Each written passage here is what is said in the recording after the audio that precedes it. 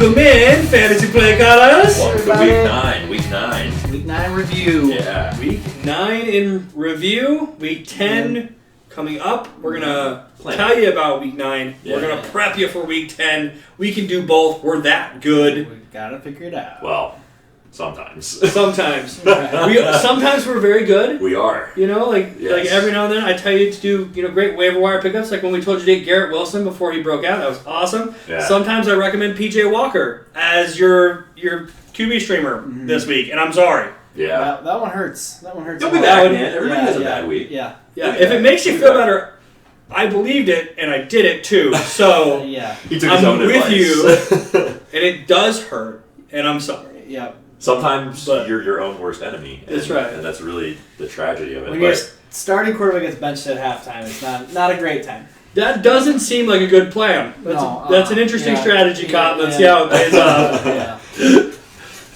So I think this week we want to start with the injury list, and I just have to go ahead and warn you guys on some of these guys. We don't really know what exactly is going on. We are not doctors. Yeah. Well. Not medically certified. Yeah. Well, you don't know that. I might be. Right. Yeah, you don't know. I could be I'm a taking night school. I have a doctorate from somewhere in Africa. It's written on the back of That's the takeout menu, but I got my doctorate from Colombia, and they told me I had to get one from America now. So that was really... it's the good Colombia. We honestly, the reason we don't really know very much is because I don't think they're saying very much about this. We've kind of scoured the internet to look for it, so... Yeah, like James Robinson right now. Not a lot of news coming out. At the end of the day, you get what the teams tell you, what they tell you. Yeah. Certain level of discretion. We know it's a knee injury. We know that it's something you have to watch this week to see. What the end results are going to be. Mm-hmm. They're still doing some testing and stuff. So we have guys like Aaron Jones, who was in a walking boot towards the end of the game, says that they're going to have a chance to play in Week 10. However, I don't really know. Ankle injuries can be kind of one of those things. He did have an X-ray. It came back negative for his ankle, so it was a lot less than they expected. So he came out and said he thinks he has a chance to play Week 10, but something to monitor. It's very possible that since the Packers are doing so terribly, that they just choose to let him rest a little bit longer. Some of these guys are in that situation. Romeo Doubs is actually same exact system. However, he does have a high ankle sprain. Looks like he's going to be out 4 to 6 weeks. Typically with those high ankle sprains, it's good to plan to be on the farther end of that, just because they can have a little bit of a setback through whatever recovery that they go through. And even if they come back on time at that 4 weeks, it's like a lot of times they're back, but they're not full, they're limited, and performance-wise, they don't usually get back up to play until a couple weeks after they come back. Performance with him. So really, if he's going to be out, you're talking about the fantasy base, he'll be out 4 to 6 weeks, and then it might take a couple weeks to get back. Like, he is completely droppable at this point. He is. It's probably not going to be somebody who you're really going to have through the playoffs, and if you're in the playoffs and you're really hurting, maybe look at it then. The good news is you grabbed him from the waiver wire most likely, which is nice. So you're not losing someone that you drafted high or anything. But the bad news is that you lost someone who's been pretty decent for fantasy football the last. Aaron Rodgers' favorite target right now. Yeah. I mean, another guy. I mean, I would say these next couple ones have a pretty sizable fantasy impact. Josh Allen has a UCL injury. Played through the rest of the game. Eli, you were saying that he was complaining about it was hurting. Hey, for us non-doctors, what's UCL? It's a ligament that connects that's in your elbow. Yep. It's chilling right here, and obviously you're going to need to be able to throw. It's somewhere that he seems important for a quarterback. Yeah, maybe sometimes. Not guys like Lamar Jackson, but Justin Fields doesn't have to throw the ball. He doesn't need to. It's optional. But this is a team that they're going to make a hard decision because they definitely are a playoff contender. They're the favorite to go to the Super Bowl this year. Their star quarterback has essentially something that's going to hinder his performance, and no status update as of right now. Case Keenum is the backup. He's on deck, and he's made it known that he's ready to play. So, might be one guy to consider. I know he's ready to play, but is he ready to play well? I think is the better question. As Broncos fans, we kind of know that, look, he's going to play. Yeah, he'll be no doubt. Well, no doubt. Assuming Josh Allen doesn't. But will it be good? With the Vikings, when he did play, because remember, he was the guy who backed up Sam Bradford, I believe, that year. It was either Sam Bradford or Teddy Bridgewater. I don't really pay attention to the roulette of quarterbacks that the Vikings have had pre-cursed. It's hard to keep track. There's been a lot. But he did pretty well, and he did well in the playoffs. So you're really flipping the coin with Case Keenum. Who knows? which at a critical point in the season, that might be something that the Bills not, they either have to choose to rest Josh Allen or play a guy who's... Yeah, well, the good news for you is if you're throwing to Stephon Diggs, it tends to work out better. Yeah, got a lot of targets on the field. Not throwing to Stephon Diggs. I know he came out and said that he's going to try to play through it right Yeah. after this came out, but there's more tests being done, and it might be a little bit more serious than they originally thought, so a lot more status updates to come later this week. Definitely if you have him, pay attention. And Pay attention to the news. He's a young He is. franchise quarterback, and if you're the owners and the head coach and everything, it's like as much as Josh Allen might want to get back out there, this is one of those situations where you go, look, if there's a chance that this has long-term impacts, you pull him because it's too important for your franchise and for your season. Yep. Like they don't. Yes, it'd be nice to win now and get that first seed, but if you don't make the, you know what I mean? Yeah. You not making the playoffs as the first seed is fine as long as you don't get beat out right away, which you're going to need Josh Allen to do. So. Yep. Next one that we're looking at is going to be Mark Andrews, who has a pretty significant fantasy impact. He's got a shoulder injury. The good news is, however, he does have a bye next week. Mm-hmm. And so I know that they came in and they were kind of getting tight-lipped about it. Something that they were saying he might play, he might not. John Harbaugh does that a lot too. He does. He doesn't give a lot. Yeah, he was doubtful today, but he was finally ruled out right before the game. So Isaiah likely looks like he's capable of filling the role. He's got a touchdown so far. I think the game is over at this point when we're recording, but Isaiah likely looks like he's comfortable in the role. So it's very possible that they might say, "Hey, look, Mark Andrews depends on how you're feeling following the bye week." As we've seen with Keenan Allen, who's another guy. Sometimes the bye week is detrimental. Keenan Allen hasn't played since week 1, and he left the game early. Got worse over the bye. We have no indication of whether he's going to be playing or not. He hasn't been in practice or anything. And like you said earlier, he's getting up there. So, and hamstring injuries can be tough. They're hard to come back from, especially for wide receivers and things that are, one, really reliant on that particular muscle, and two, getting up there in age. Yeah, it's super re-injury prone. So like as soon as you do one and you come back, like the chance of re-injury is so high that this happens. And this is what it seems like happened to him is that he had a re-injury probably when he was trying to do rehab or get back, and now he's continuously being out. So it's something to monitor. Maybe he'll get back in, but as an older player, it just takes longer for you to recover. It does. In that same vein, Darren Waller, another hamstring injury. It's same thing, been lingering for a little while. Mm-hmm. He hasn't played since week 5, and that includes the bye. For the last 2 weeks, he's been declared out. It really looks like they're limiting him in practice, so you don't see a lot of Darren Waller in practice, which is a pretty good indication that they're probably not going to be playing him.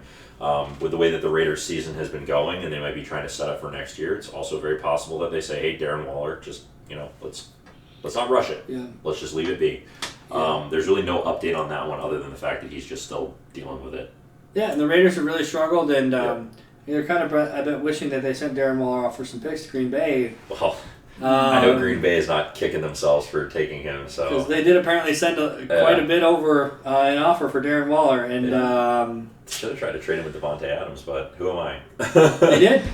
Oh, did they? Yep, and the Raiders said no, we're not going to do that. Yeah, okay. It's actually just came out a little bit ago, but yes, they did actually shoot for Darren Waller in return for Devontae Adams with some picks. They need everything that they can because they haven't been able to close out a game for the last 3 weeks. So it's same. Another Green Bay Packers player who's injured that we missed earlier was Christian Watson, another critical receiver for Aaron Rodgers, who at this point is looking pretty frustrated. We're going to talk a little bit about that later, but Christian Watson is in the concussion protocol, if I'm not mistaken. Yeah, he made it through. He made it through. He did. He did not. Yeah, he's not in concussion protocol anymore. He is through. They were checking him. This is his second concussion in 2 weeks, though. No, he had a concussion last week. Yeah. He made it through and played, and then he just got a concussion this last He's going to be getting coloring books for Christmas if he has another week. Where he literally just had a concussion this last game, so he's in the protocol again. So this is a second concussion in back-to-back weeks, especially with everything going on recently. This is going to be a longer. This could be a longer-term issue. And really, kind of like what we talked about earlier, the way that this Matt LaFleur said he did not suffer a concussion. We're good. Oh, okay. Christian Watson's okay. He did get the wind knocked out of him when they were concerned for a concussion, and he cleared concussion protocols, and he's okay. Okay. It would have been, though, you're right. Had it been a concussion, you would have been looking at a longer term for sure. But it was not. We're okay. So, I mean, he's still listed as questionable, somebody to keep an eye on, but I don't think he has very much sizable fantasy impact unless you're in a really deep league. Well, we're going to disagree on that today, I guess. Well, we'll talk about it later then. Yep. Anyway. And then really the final one that we talk about, which, I mean, he's been disappointing all year, and the injury is just exacerbated, is Jonathan Taylor. He hasn't played in 2 weeks. Every week it's been a game time decision. Yeah. It looks like he's been the one who's making the decision not to play. Doesn't seem like it's the coaching staff. It'd be hard to blame him. The offense has been so bad. And all he's doing when he goes out there right now is killing his numbers, which are how you get paid in the NFL and how you get a bigger contract. To be honest, I wouldn't want to play if I was him either. And not because you don't care about football, but who are you helping? Your team needs to lose to get a higher draft pick because they're terrible. I mean, the thing is, who does it help? The thing about them, and we beat this horse to death, like we beat this colt to death, is that they have so many talented players on this team that just really at this point, a lot of them might be saying look, I'm not going to go kill myself out there for a team, and it might be a culture of the coach who got fired. It'll be interesting to see what happens next week because of Frank Reich getting fired, which kind of takes us into our news here anyway, because that's the big item. Frank Reich got fired, in case you guys didn't know. With him getting fired, it'll be interesting to see how the Colts react because a lot of teams have a lot of different responses to that. And sometimes you see a bounce back in the team. Sometimes you see them kind of fall apart. It just depends on how the locker room is feeling about the firing and everything else. It looks like Jeff Saturday is the interim head coach. And from what I understand about it is the team really likes Jeff Saturday. He seems like a great guy. Yeah, he seems like he's a guy that, he's a 6-time Pro Bowler. He's a dude that all these guys really seem to respect. So, it might be a case where he says, look, we're going to try to salvage what we can, and we're going to prep for next season, kind of like what the Lions did last year, which didn't really pan out for them. Bad end up, but... not your best example, but... you got to recover. If you're going to trip and fall, you're either going to get up or you're just going to keep stumbling, so... I think the Colts have been stumbling for the last few weeks, and I really just think at this point they're looking for a win. And Frank Reich... They made a QB change that didn't make any sense. Yeah. Sam Ehlinger looks lost out there. He looks terrible. He doesn't know where he's throwing the ball. He looks scared every time he goes back there. At least Matt Ryan can get the ball out. Even though he dumped it 700 times as a running back, at least he would complete the pass. He was just awful out there. And we said this about Matt Rule, and I think it might be true about Frank Reich as well. It's at some point when you have so many quarterbacks coming through that have had success other places, and then they come to you and they do terrible, at some point it's not the quarterbacks, it's the system. And that's what I think we're seeing is that Frank Reich's system, at least in the modern NFL right now, which admittedly has been tough on a lot of veteran systems and veteran quarterbacks, looking at Aaron Rodgers, Russell Wilson, and those guys. Seriously, but it's been different, and so he just made a QB change to save his job, and it didn't work. That's all. The whole thing was that's what he did. So does Matt Ryan come back now? I hope he comes back. It's better fantasy impact for the running backs and for the wide receivers. Couldn't agree more. Because it's more dump offs and more actual completions to the wide receivers. But it's also seeing a guy who's a veteran who has that leadership role, who may be able to pull them out, at least try to pull them out of the slump. You have some stability. You have a young quarterback that's learning out there right now that looks lost, and it makes your team even worse. Well, and Sam Ehlinger, the reason you keep him in, though, would be to tank your team for draft picks. And the reason to get Matt Ryan is we have a lot of young talent outside of Matt Ryan, and we'd like to see what they can actually do. So we'll see what the Colts end up doing. I bet they start Matt Ryan, if I had to guess. They should. I hope they do, but I think they're going to stick with Sam Ehlinger, which is just going to really just grind my gears, but... Tell us how you really feel about it. If they stick with Sam Ehlinger, I just want to hear it in your good, bad, or ugly next week. That's all I want. He just looks lost. I think with that, we're good to start moving into the waiver wire pickups, because I think there's not very much other news that's happened in the weeks, and I think something that we really had we talked about this leading into the show when we were prepping. Last week was a great week. This week is kind of returning to the tradition that this year has had, and it's been a hard week for the waiver wire. Not a lot of progress. Not a significant amount of progress. Once you get to a certain point in the season, too, outside of major events, the waiver wire slows a lot. This is why we told you at the beginning of the season, be willing to spend. Dump your cash. Be willing to spend now. Be aggressive now. Go out and get some guys now because they won't be available later. And now we're at the point in the season where the waiver wire is really hunting for, stashes for injuries that might occur, for injuries that just happened. I mean, those are really the things that you're looking for. Or someone coming back from injury, those types of things. I mean, a lot of it is injury based, to be honest. At this point in the season, because you kind of know who everyone is, right? We've seen enough football now that we have a pretty good idea of what people do. I think a lot of it is. A lot of these teams are looking to have fixed because they're dealing with mid-season problems. They're dealing with getting ready to play it for the playoffs. They need to lock their teams up because if you don't know who your wide receiver or your running back is going into the playoffs, that's not necessarily a good thing. And I think if I can start off with mine, I think this is a great example of this. My main pickup this week is Raheem Blackshear for the Panthers. Granted, this is because Chuba. Yep. I always get that wrong every week. Chuba Hubbard was injured. I know this is somebody who people are going to continue looking at, but Raheem Blackshear is owned in 2% of leagues, and the Panthers have said that they're going to be playing the hot hand, and he looked good. Donta Foreman, not so much, and Raheem Blackshear just kind of. He looked like he took advantage of a bad situation. He really came out to play, and I think he's a guy that, if you're really looking for that stash, kind of what we talked about, you can get him essentially for nothing, and he might be the dude that, the new head coach says, hey, he looked good last week, let's play him some more. Yeah, and they're hunting for talent on their roster right now. When you're a team that's in dire straits, right, you start looking at anybody who can show up. I kind of took a similar take, but the opposite side on the Chuba Hubbard here. Yeah. For one of mine this week was Chuba Hubbard, who's still only owned in 33% of leagues. And kind of pick your shot. Blackshear's not a bad shot to take. Hubbard's not a bad shot to take, as he should be coming back from injury. It looks like next week is the plan, but you never know. That can get drug out too.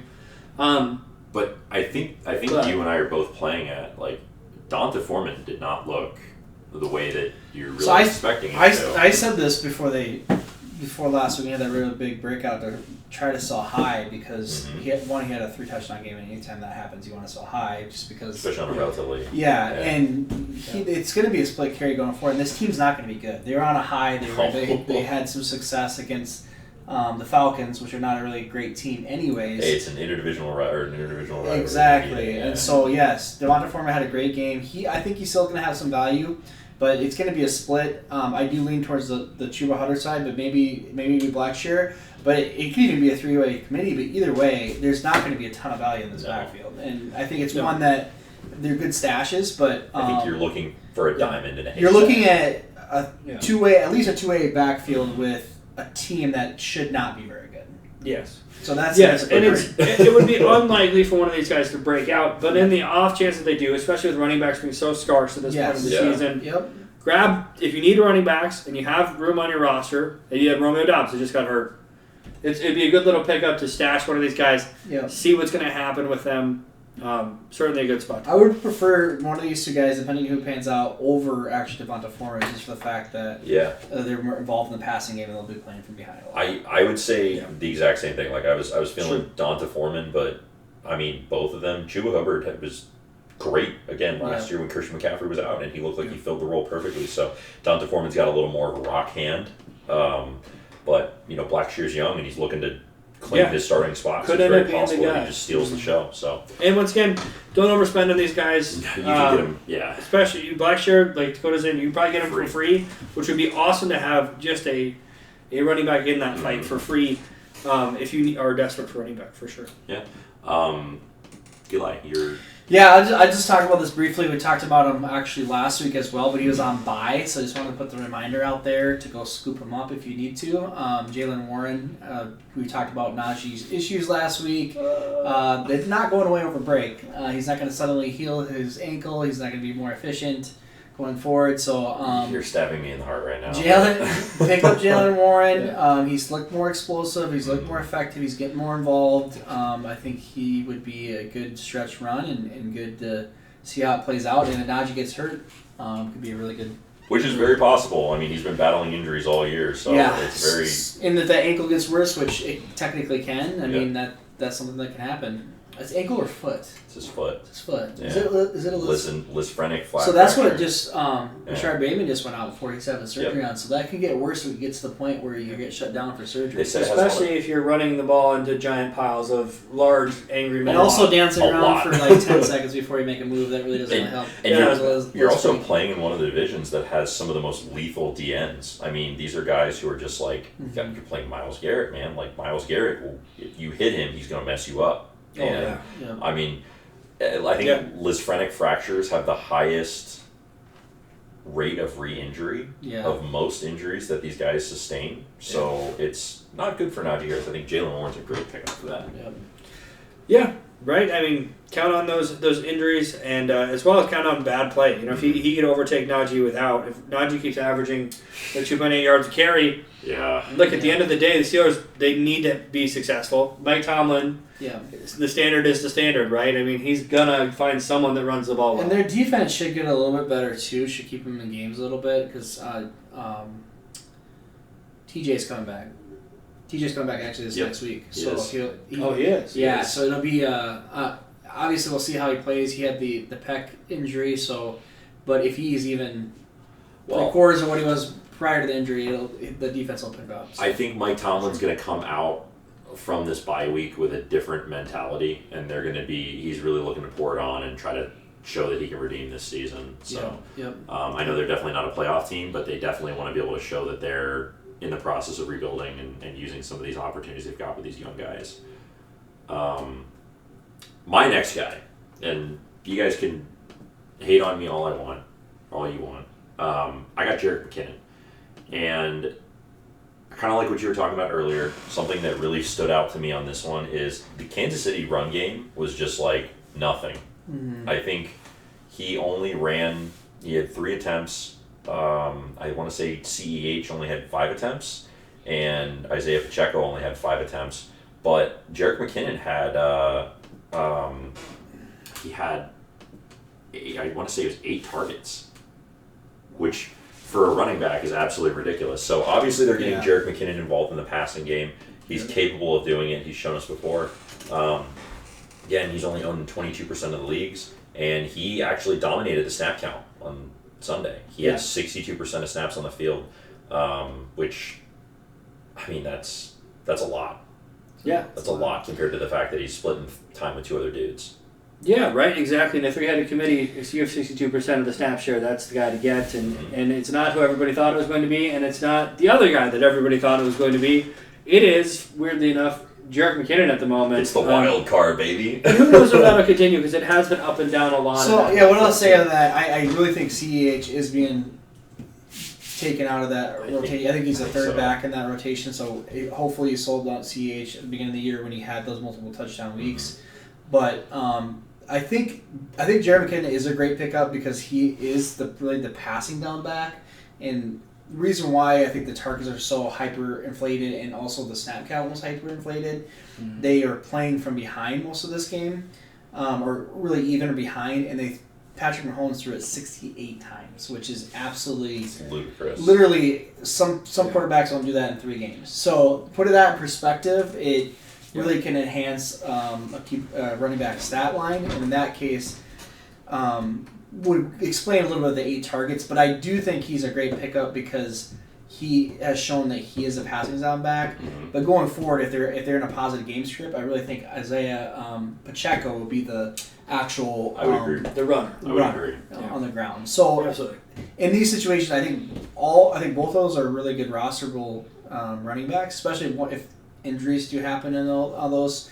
You got to really keep in mind what is the outlook of these games and what's the game script going to be, because it would impact who you want to start. So for sure, yeah, that's a good point, and yeah, game scripts always matter, right? So for sure. The next one, I mean, either one of you. I'll jump in. So I wanted to talk about Jeff Wilson. He is a little bit above 52% rostered currently. So he just got traded from San Francisco to Miami. And really, Raheem Mostert was kind of the story down there. Really big surprise. He's really taking over that backfield, and Chase Edmonds obviously just got traded. So I think, along with everybody else, I thought that it just remained that, and Jeff Wilson would be kind of more of a backup role, but that was completely wrong. So it was really a 50-50 snap rate split down the middle, which is absolutely insane, especially coming off the streets from San Francisco. So really pay attention to that. He looked actually really good in the amount of work he had on the weekend too. He had 9 rushes for 51 yards, 3 receptions for 21 yards, and a touchdown.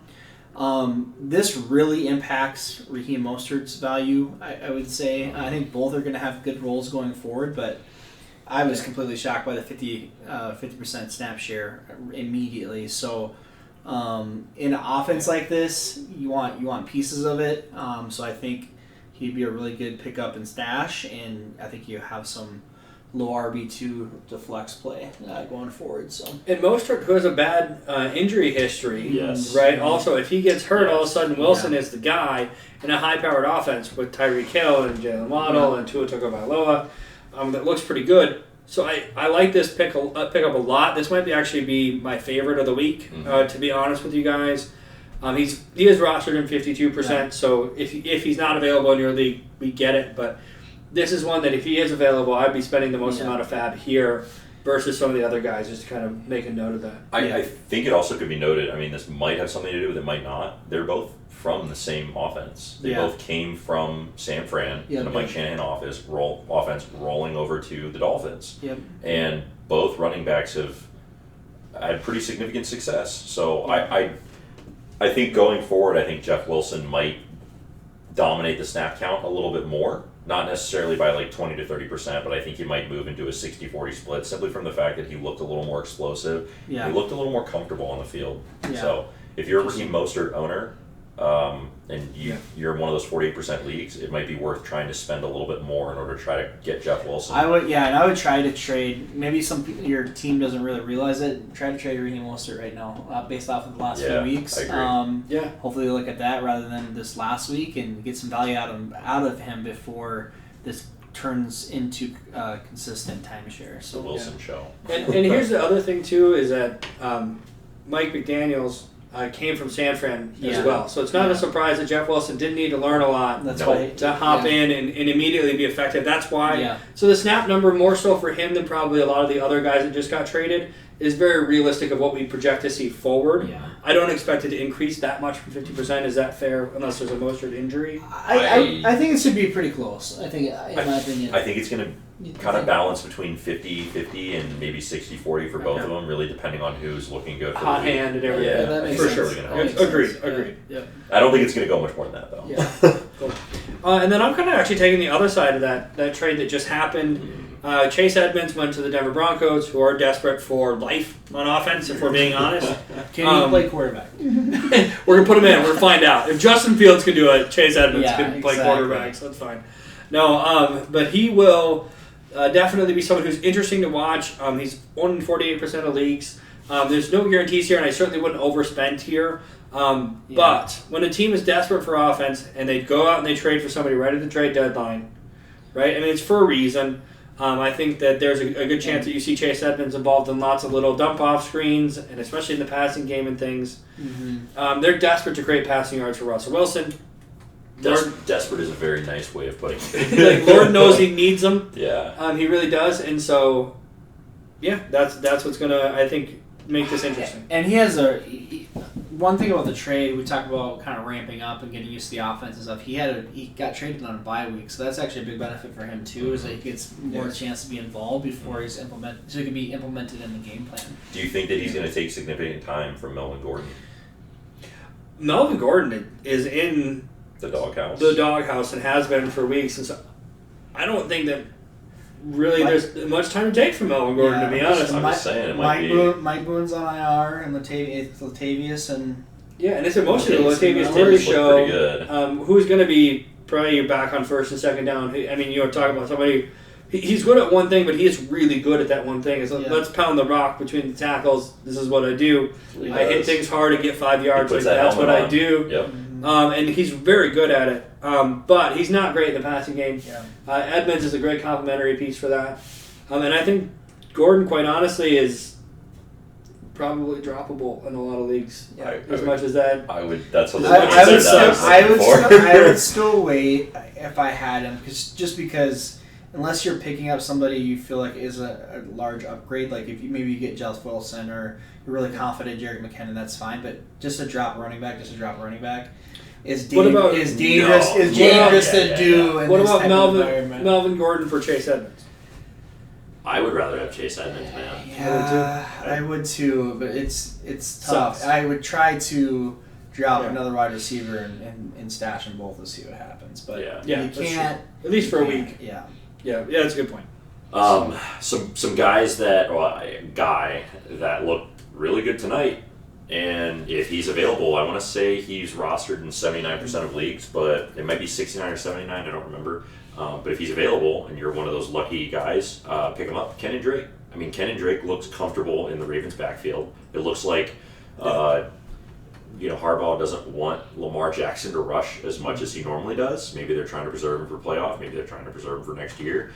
But Kenyon Drake looks good, and his time might be cut from Gus Wilson returning because he was only supposed to miss 1 to 2 weeks, and next week's the bye. He got Gus Edwards. I'm sorry, Gus Edwards. Yep. I'm looking at a different Williams on the roster. I figured you were doing that.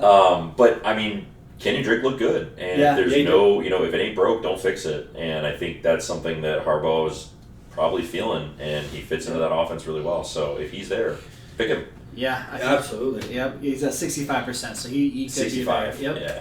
Not quite 69. If Kenyon Drake is available. I also was bringing up Gus Edwards. He has out this week. He's only at 51%. That's a good pickup in stash too, because when he was on the field, he looked really good, and it's a hamstring and help a bye. So the Ravens running backs, you want them no matter pretty much who they are. Yeah. You pretty much want them because it's a run heavy system. They're going to get their time. Yeah. I think. When does Dobbins come back? Dobbins is. I thought he still out for a while. Yeah, I thought he was out for a while. I thought they put him on the IR, didn't they? He did put him on IR. So, but it's the bye, and then looks like he'll be out one more week, and then he'll be back week 12. Just projected. Yeah, projected. So we'll see what happens. They have babied him a little bit in the past, which is good because he's a young guy. So I wouldn't be surprised if they kind of just say like, "Hey, maybe we'll wait and see how you're feeling. Don't rush it back. We're doing good with Drake." Yeah.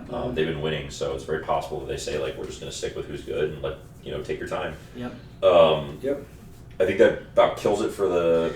Other than that, again, I think that's about it. Real quick for Fab, who is the highest you'd spend on a Fab, and what would you guys do for Jeff Wilson? Wilson. How much would you spend? 15%. 15%, 10 to 15%, especially if I'm a Raheem Mostert owner. Okay. Maybe not the same with Chase Edmonds. I think Chase Edmonds I might chase a little harder, not necessarily the same. I think the most that I'd spend if I was desperate is about 10%. 10%, that makes sense. Yeah. The other guys. Chuba or Raheem, depending on who you actually think is. I would. Dealer's choice. Yeah. But Raheem you can get for free. Yeah. Hubbard you'll pay up for. Yeah. I think with the fact that Raheem did really well last week, his owned is going to go up. Yeah. We're going to see that go up when the waiver wire goes through. Yeah. But it's also going to free up. You can literally go in and pick any of those 3 running backs, and you might have a shot at, having a guy who pans out. Yeah, and I think Jalen Warren, since the key thing on some of these running backs, especially if they're or players in general, if they're coming off a bye, you can just basically steal them for free. A lot of people are not going to be picking them up, I think you could easily stash them for a $1 bid or a $0 bid. Yeah, absolutely, and I encourage you to do that. Jalen Warren is one that. He's most likely available in your leagues, guys, and he should be rostered. If there is anyone on your team that you think that you might be able to drop for Jalen Warren, do it now. 100%. You'll never forgive yourself if Najee gets pulled or gets hurt for not having Jalen Warren on your roster. Yep. All right, I think that wraps Yeah. up running backs. We'll jump over to wide receivers. I think we've had a little bit more, room to move around with the wide receivers than we really did with the running backs. We were kind of stuck this week on some of them. Did we share a wide receiver this week, Dakota? I didn't see that. We did. So let's you know what? You guys Let's talk about Let's it. team up. guys- Let's team up here. Wow. Tag team. This Wow. is revolutionary. So, this is a a podcast. first. Yeah. We both missed it We did. and put the same person down. So But I it's think a he's really, worth talking really about. important Yeah. pickup this week. This I think is it's- actually, to me, this is the wide receiver pickup of the week as well. I'm going to disagree. I think Wow. my other one's better. But I don't know about that. We'll talk about it. But I think that we should hit him first. I think we should hit this guy. So let's share with them. Who do we got here? We have Donovan Peoples-Jones. Yes, we do. The law firm. He has a great name.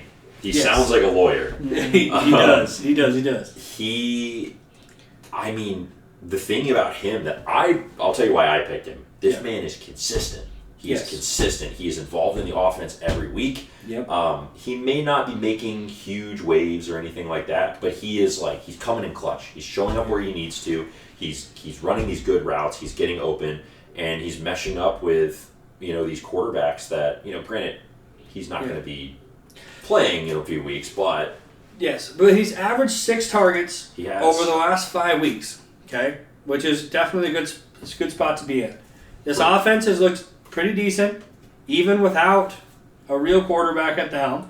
yet. If we're being honest, right? Yeah. Jacoby's played pretty well, actually. Jacoby has played pretty well, but he's not a franchise all-star quarterback. No. And as bad as Deshaun Watson was in the preseason, He knows he's and as much as there's been controversy around him, the last time we saw him play in a regular season game, he was a Hall of Fame-esque quarterback he looked great. at the NFL level. Yep. And if Deshaun Watson comes back, and he is that, then you're going to want Donovan's Peoples-Jones, Yeah. The law firm. the law firm, on your roster. You're going to want him. You're going to want him all day long. Yep. You're going to start him every week, and it's going to be glorious. It is because his yards per target and his yards per catch are almost identical in most situations, which is kind of weird. Yeah, he Kinda a weird catches thing. almost everything that's thrown to him. He does. Has fantastic hands, runs good routes, isn't afraid to run deep routes. They send him deep actually quite a bit. Yeah, he actually is a deep player. He's out on the field a lot. He's A lot. large snap count. He's the number 2 behind Amari Cooper. He is. And what could potentially leapfrog into one of the better offenses in the NFL if Deshaun Watson comes back. And 22% owned, guys. You get all this for 22% owned. Bid almost nothing coming off of a buy for Donovan Peoples-Jones. Yeah. And to me, Nobody wants him, which I don't mean. It doesn't make any it sense. doesn't make any sense. He's been consistent even in this situation. If things do get better when Deshaun Watson comes, this is a huge pickup. That's why, for me, and at least partially for Dakota, he's the wide receiver pickup of the week. And then I'll let... I think he's great. Everything that you've said, but I think one of the big things, and I don't want to spoil anything, but Deshaun Watson is coming back. They have already said that he is going to start when he's eligible. The dude loves to throw. Just in and he loves time to for run. fantasy playoffs, guys. Yep. Just in time for fantasy playoffs. Yeah, no, I think it's a great pickup. Obviously, this is the dual. I just put my little 2 cents in here real quick, but I think he's a good pickup. He's very consistent, like you guys mentioned, consistent targets. And yeah, he should have a little bit more explosive. I know Deshaun Watson was notorious for being able to hit those long balls, and I think Jacoby's done a pretty good job, but I think the difference between the two are insane, especially it's going to the elevate. connections. It's going to elevate him. Yeah. One thing to I know this is completely off topic, but I just want to bring it up. And Njoku should be coming back here, I think, week 10 or 11, it seems like. So he's coming back pretty soon. But Some targets. He's been healthy even with in Peoples-Jones has been still getting the target, so I don't think that should have a huge impact. So it's really an offense that once they, and this is just my opinion, once they have Deshaun Watson in, he's going to want to throw and spread the ball around as much as humanly possible. Nick Chubb is not a huge receiving back, so you're not going to be sacrificing as many targets to Nick Chubb as you would in other offenses. And I really just think they're going to be trying to throw. They're going to be going crazy, which I think all their wide receivers are going to net, but I think Peoples-Jones is really he's going to be the winner on that one. Sure. All right, Eli, let's take us let through. Eli talk. Yeah, who do you have? this week? Yeah, I'll start off with DeAndre Carter, wide receiver for the San Diego, Los Angeles Chargers. Caught myself there. Teams have to stop moving. It's getting confusing. So I'm too old for this. He's only like one of two wide receivers that are actually healthy right now. So Keenan Allen's has been out last few weeks with that hamstring we talked about earlier. Mike Williams is still on IR with his injury, so he'll have a few more weeks before he gets back. Obviously, I'll do a mention. Joshua Palmer is definitely the lead target. He had a great game this last game. He is 72% owned as well. So if he's available, definitely the preferable option. But they're going to continue to throw. They have not been playing very well. They've been playing from behind. And he had a great game this last game. 5 receptions for 53 yards. I think he's just a good low-end flex play going forward. So I don't think this is necessarily a long-term play, but this is a good plug-and-play for if you have some buys or something that comes up. So Fun fact. For sure. Fun fact. Currently, Justin Herbert is leading the league in interceptions that have touched a wide receiver's hands first. That's such a brutal stat for a quarterback. That sucks. That's on him, technically, in the stat department. However, it's not really on him. Yeah, there should be an asterisk next. There should be here's the interception number, and then here's the real interception number, to be honest. And quite honestly, it's affected his value. We're not here talking about Justin Herbert. I just thought that was something interesting to bring up. Yeah, they have not looked like a good team overall. No. Well, they do. You guys say this all the time as Denver fans. The Chargers are doing exactly what they do best, and that is they have a really good roster. They look really good. They have good players, and they're choking. Yeah. Injuries have really taken a toll on them. They have. Defense and offense. Well, that is true. They are guys.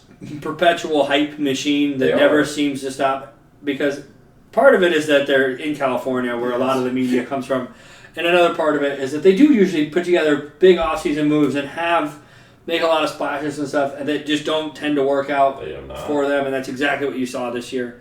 Which sucks. Which Denver kind of did the same thing this year, so not even throwing shade at. Well, the Raiders did too, apparently.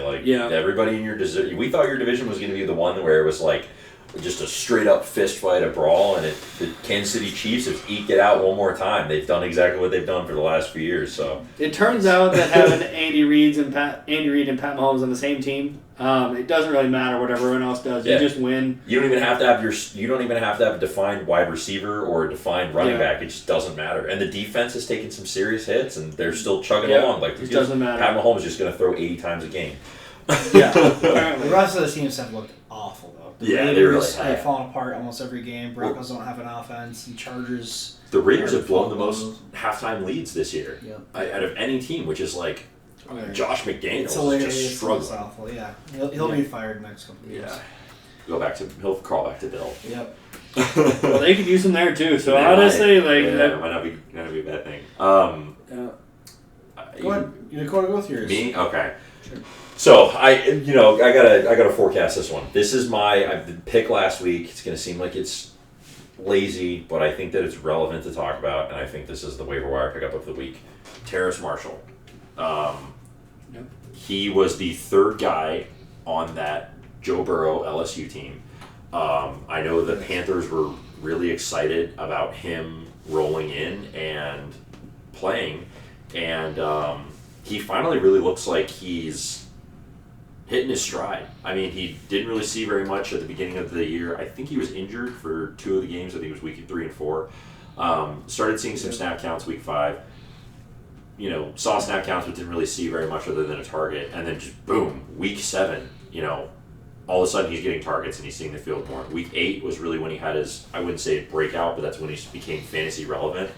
And going into this week, he's been on the field a little bit less. He's had a few less targets, but he did have a touchdown. Yeah. So he's becoming a red zone threat, and he had a higher point value this week. In a game that was awful for the Carolina Panthers, he was a bright spot. And so that being said, this is a team that's looking for talent on their roster, and this is kind of part of the digging deep for fantasy impact later in the season. Is that some of these teams that have really struggled to produce fantasy people that have had some changes happen. And Terrace Marshall is as talented as a wide receiver coming into the draft as just about anybody else that has been in the last couple drafts. And so it has that type of potential eventually. And we'll see if he can live up to it. But DJ, they got rid of Robbie Anderson, which I have a thing or two to say about later in a different segment of Robbie Anderson.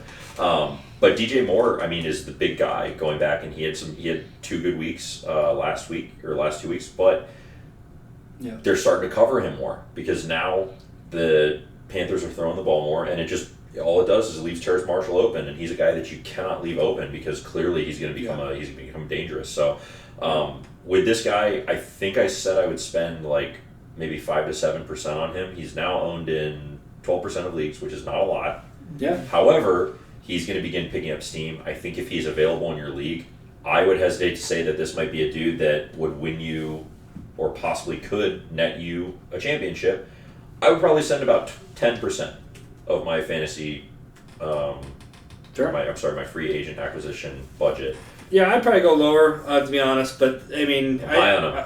Yeah, no, I'm high on him. But I like where your head's at, and sometimes you got to call your shots. And I think he's really going to be an interesting guy to watch for the rest of the season. Yeah, no, I agree. I think he's had a couple good weeks, even with the bad QB play, and I think he'll do pretty well. I am concerned because it is a rotational QB play right now, and it depends on how everything's going to end up. But he looked good with Walker, and he looked good with he's Mayfield. I think he's a starting wide receiver, and he's getting a lot of targets, and they're going to have to throw a lot. So it's not a bad bet to put it in there and just see what happens. So, other than the fact that it's a Panthers player. So. Yeah. Yes, exactly. So I think I wouldn't go probably maybe as high as 10%, but I definitely put a bit in 5 to 7. So. Put my stamp on him. I'm putting my stamp on him. There you go. I want him if he was available. I want him. So that's me. Perfect. And then last but not least, I have one more, but go ahead. Oh, you do? Wow. Oh, you do. I'm sorry. Would you like to go? No. You want to go last? Apparently. Wow. Do you want me to go? He wants to say You go. He wants to say I won't save take the long best on this for- because we talked about him before, but his roster percentages shoot down. So he's only at 26%. It's Wan'Dale Robinson, so the rookie wide receiver for the New York Giants. They had a bye this last week, so not a lot of hype around him currently, but he did have a down week the week before the bye. He only had 3 targets and 2 receptions, but 2 weeks before that, he had 4 targets and 8 targets. He was just starting to ramp up, and then obviously a bye week, I think they'll get him more involved coming off the bye. So something I think he would be a really good stash and probably a flex play going forward. So I think that would be one of my targets this week. By far the most explosive wide receiver on this roster for the Giants. Yeah. They should find ways to get him the ball if they're smart. I mean, not a lot of other options. there's not a lot of. I was about to say that. They're digging at the bottom of the well, man. They're digging for water. And he is so quick.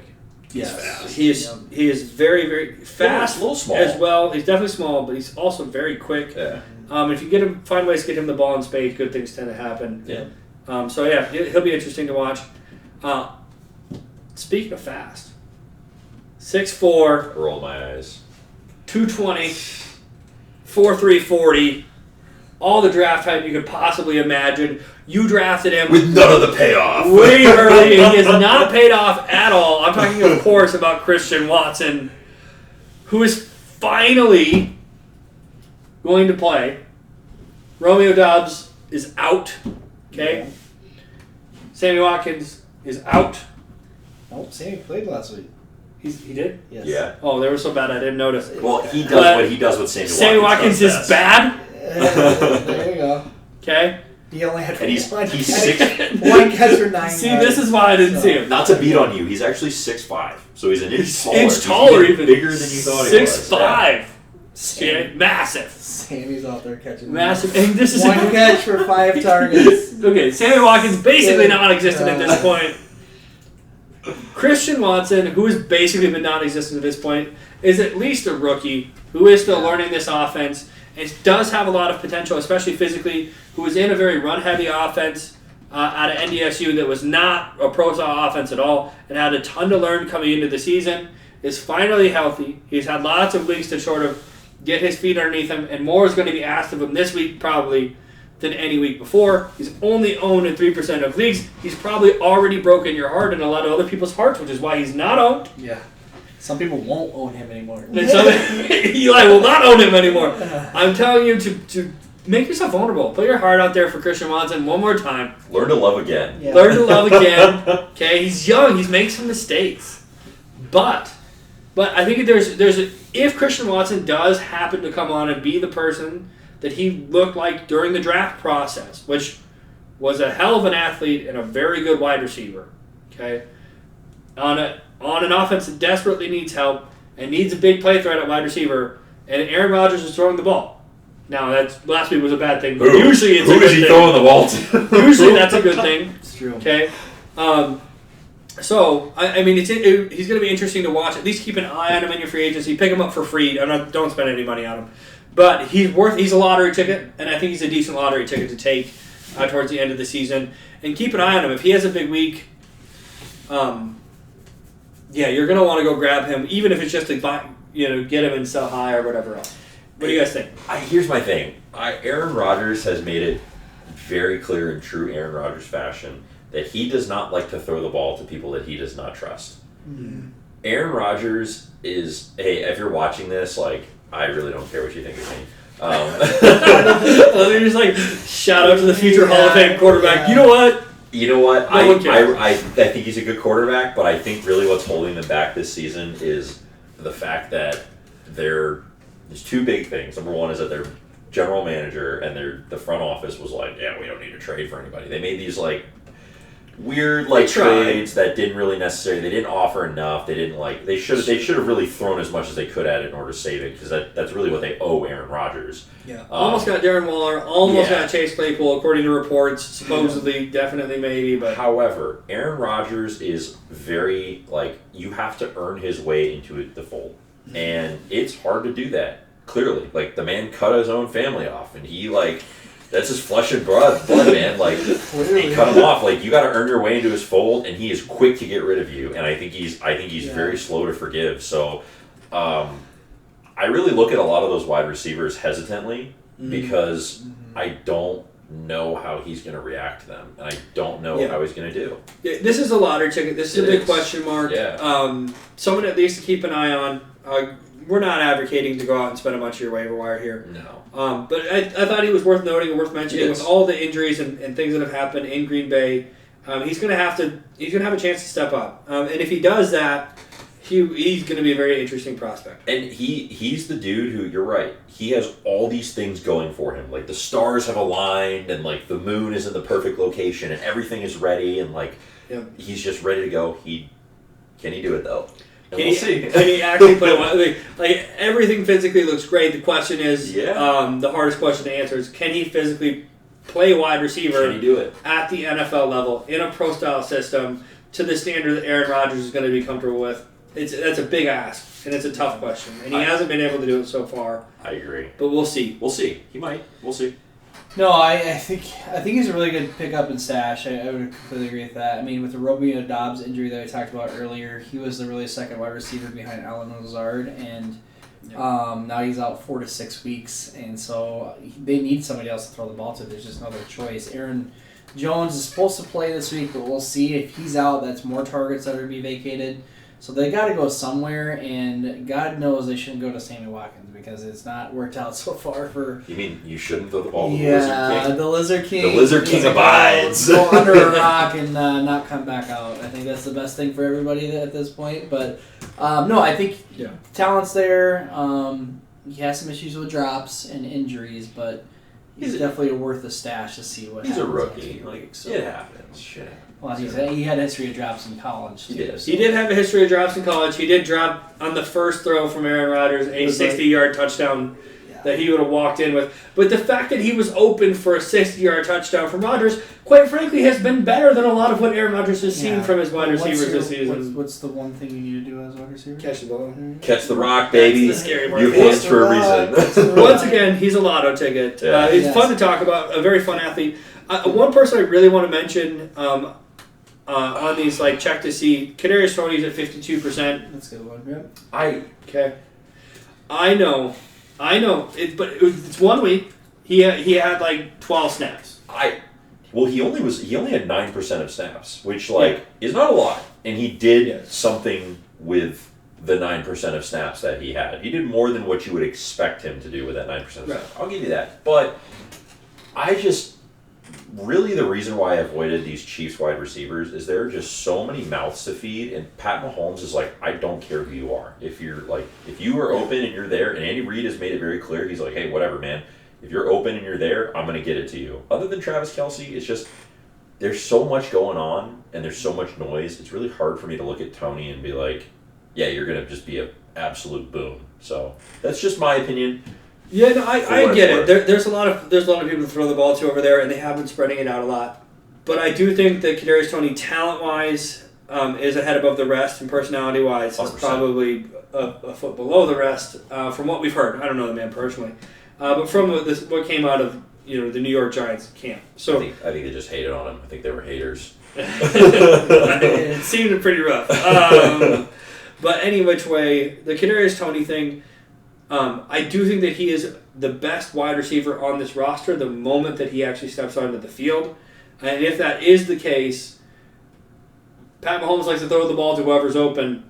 I just think Kadarius Toney will be the guy that might be open the most on this team moving forward as he learns the offense and gets involved. Although, this season, he's got a lot to learn and a lot to pick up on and a lot to do still. Mm-hmm. But I do think that there's a chance that this guy wins you your league as he kind of ramps up over the next couple weeks. I want Kadarius Toney to be good, maybe because I invested a lot in him in the past, and he just never panned out. So I want him to be good, but it's the same thing with Eli and Christian Watson. Like, I've been hurt, and I don't know if I can love again. Exactly. Absolutely. Completely understand. We already mentioned Josh Palmer. Yep. 72%. If he's available, you need to get him. At least for the time being, while Mike Williams and Keenan Allen are out. We don't know what's going on with him. Rondell Moore, 71%. Huge game last game. Had a huge game. Kyler Murray really has to throw the ball, and him and DeAndre Hopkins are just... They're the two biggest targets for sure. They're doing good. You had a couple stashes. Yeah, so I just want to mention these. I think one is more important. Odell Beckham Jr. for the news. He's just been cleared by report by Jay Glazer. So he will probably be signing here in the next couple weeks. Last time we saw him, he was still super explosive and very good on a team. So it obviously depends on where he signs. So that has a huge impact on his fantasy value. But if it's the right situation, I mean, he could have a lot of value going forward. Well, and the other thing about that is that he gets to pick where he signs because of his resume for one. Two, he's going to sign for a deal that's probably less than what he deserves because he wants to play for a contender, which means he's probably going to go someplace good. Probably Buffalo, from the sounds of it, from what I'm hearing in the rumor mill. I know he was considering the Chiefs, and they were interested in him until they made the Toney trade. Sure. It looks like they filled that spot. I know. Let me see. I thought there were other talks. Dallas, Buffalo. Which Dallas could be interesting. There was another team that was. Bless you. It was Rams always been involved a little bit with it, just to have another. They're so bad. They're so bad. He wants to go there. Probably wouldn't want to go there.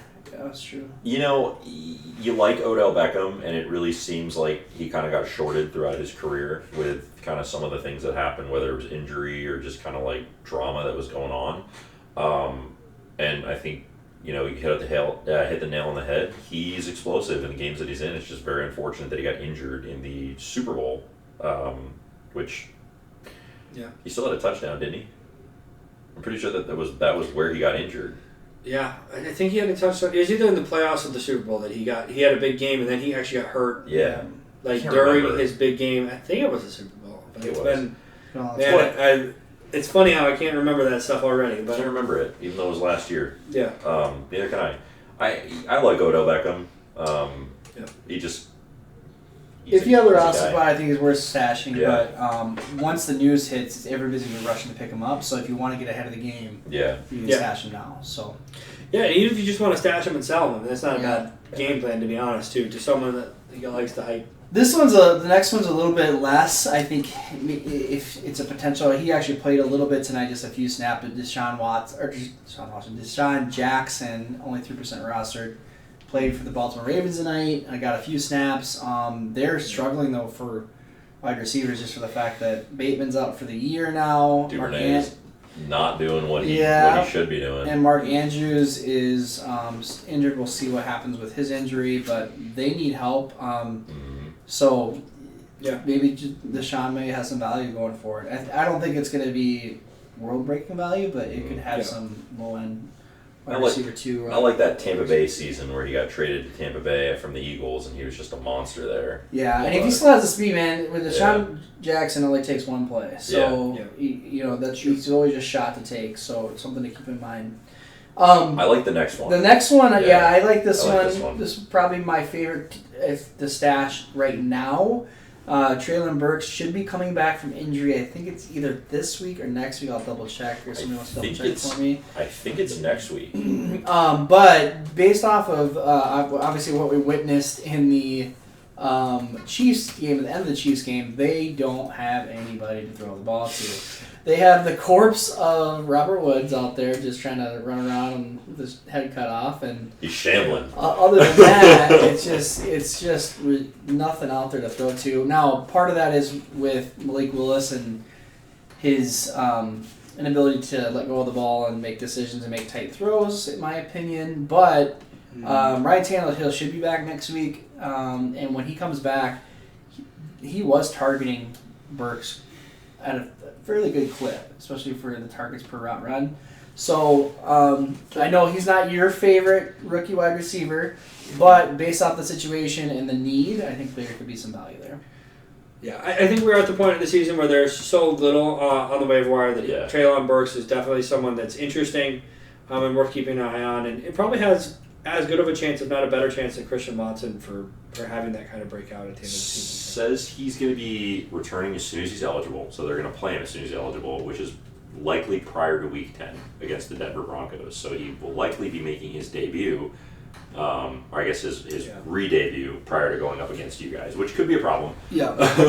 As bad as our offense has been, the Broncos defense actually is very good. I would definitely not play him initially. I would not play him. But definitely, I think he's worth the stash, especially right now since he's been on IR. He's probably just sitting out there, and there's not a lot of people that are actually going to go after him. I think he'd be a really cheap stash for you. You did have one additional, but I actually removed it because this one, it is my QB pickup of the week. Okay. So we're gonna go through streamers and pickups for QBs and tight ends, and I'm gonna get a lot of hate for this. Deshaun Watson, it's time.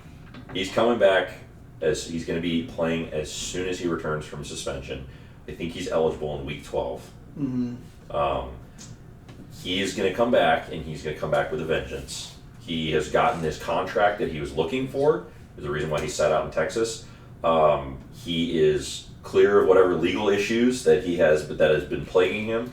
Granted, he didn't look too great in the preseason. However, Deshaun Watson, there's a reason why they paid so much money to him. And I don't think that that's something that we can really ignore. Deshaun Watson is owned in 36% of leagues.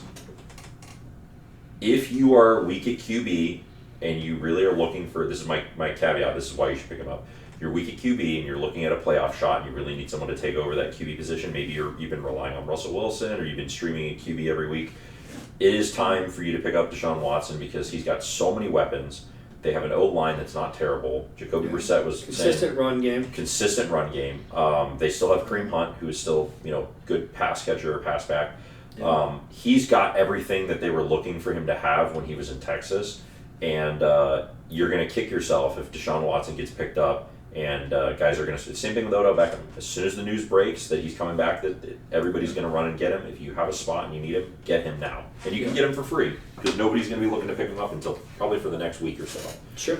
So. I think it's a great stash for sure. I think it's something to have out there. He'll be back. Looks like week 13. So week 13. Bad. No, you're good. Yeah. It's coming up really quick though, and just in time for playoffs. This will be the time to get him though, because like you said, more and more people are going to realize that he's available and are going to try to pick him up. So that's a good call. There's going to be a big run on him, which makes sense. Yep. Yeah, absolutely. I will go through mine. I actually entered this on Sunday night, and his percentage shot up quite a bit, actually, which makes sense. Some people have the free agency leagues out there, but Justin Fields is my pick up of the week. It's pretty obvious. We talked about him last week. He was actually my stream of the week.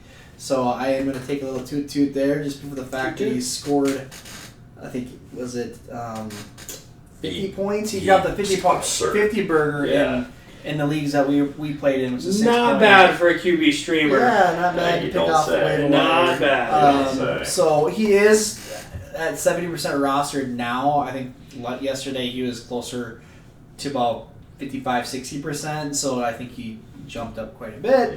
But if he's still available, please go out and get him. He has. I talked about his schedule last week.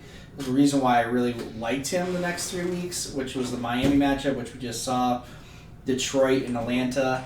Then those two defenses pretty bad. They sound pretty bad. Really bad defenses, like actually one of the worst in the league.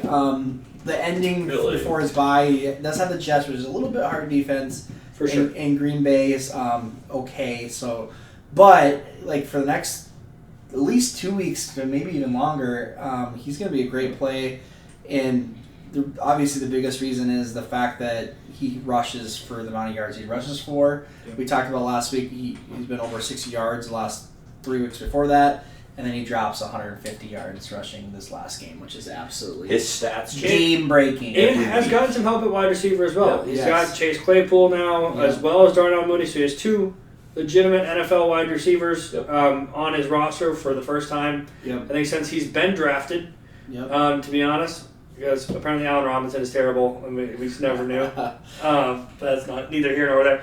I said it before. But yeah, I mean, so I love this one. I definitely would place it above mine, actually, if you guys have them both available. In my opinion, he is the pickup of the week, like, in general, out of everything that we went through. I think if you are even okay at QB, or if you don't have a top 4 QB, I think you should really go after Justin. What percent of waiver? Depending if I didn't have, I'd say top 4, top 5 QB. If I was below that and I am struggling, I would burn a lot. I'd probably say, 30% of fab. Yeah, that is a lot. That is definitely. I was gonna say 15 to 20. I'd say 15 to 20 also. If you're desperate, maybe 30. I get that. I get it, but the last 4 weeks he's had. We talked about he's been a top 6 QB. In the last 3, he had 21 points, 30 points, and 50 points. If these trends continue, there will be no other. Well, we were talking about this a lot too. Is that in fantasy football, you're not playing to not lose, right? Yes. You're playing to win. And Justin Fields, as volatile as he may be because of the passing, that rushing upside means that he can have those massive games, and he can win you your league. If this continues, there's a chance that he could win you your fantasy football. Obviously, this is not gonna really continue. But from week 4, this is his fantasy points. This is a 6-point QB league, just to keep that in mind for everybody else out there. But is 10 points week 4, 17, 19, 21, 30, and 50. He's gone up every single week, and the biggest thing and the bottom line is passing has gotten better. You got another wide receiver, but the baseline of rushing, if you rush for over 60 yards a game as a quarterback, that baseline just elevates you so high where you're going to be consistent. It's hard for him to fall below the QB12. I will say this. In the last 3 weeks, arguably 4, if Justin Fields was just a running back, or he was just graded on his rushing yards, he would probably be in a top 10. Yeah. He'd probably be a top 10 running back. Yeah, I mean, absolutely. So he's been fantastic with the football. Yeah, so the throwing part is just a little cherry on the top of the whipped cream. Yeah, sure. It's a good point. My stream of the week, if Justin Fields is available, I'll certainly grab him. If you're looking for something more long-term, grab Deshaun Watson over this. But Marcus Mariota at Carolina, he's got a decent rushing floor. Carolina's really been struggling as a team. Likely they will beat up on them. Even Atlanta should beat up on Carolina a bit. And their defense Carolina's defense is pretty bad. He put up 24 when he played him 2 weeks ago. Yeah. So he's coming off 24-point game. So I mean, he's a good streamer for the week. Not something you probably want long term. but it should be good. That's a good call for sure. I agree. I really think that's a true good streamer. Yeah, there's a quick little streamer. If your quarterback's on bye, you need somebody to fill in. That's a good little pickup. Tight ends. I have Kate Otten, and Kate Otten is somebody who I have actually been watching for a while. As a rookie, he definitely got his chance to shine. Didn't get very much playtime until Cameron Ray got injured, but he's really showing that he's the tight end number one on that team. And, perfect situation because nobody loves a large, corn-fed guy tight end than Tom Brady. Is having Tom Brady tight end a good thing? Let me check my notes. Oh, yeah. Literally every time that's a good thing. Okay, just double check it. And Kate Otten, he definitely has the athletic talent, and it looks like he has the field knowledge to be able to play. Yeah. Granted, he's a little inexperienced, and he kind of makes some mistakes that you would not necessarily expect from a more veteran tight end.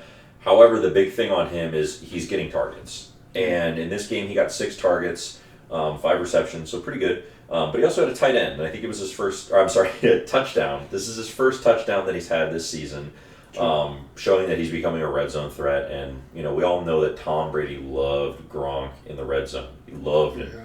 So, he's only owned in 20% of leagues. If you're definitely struggling at tight end, which has been a hard position this year, it's really been up and down. Seems like every year, though. Yeah. Well, and especially in the year that's down for NFL offenses overall, yes. Who gets hurt the most is the people that were already at the bottom, which is really tight ends are having a rough year. If you don't have Travis Kelce, then basically you don't have anybody. Yes.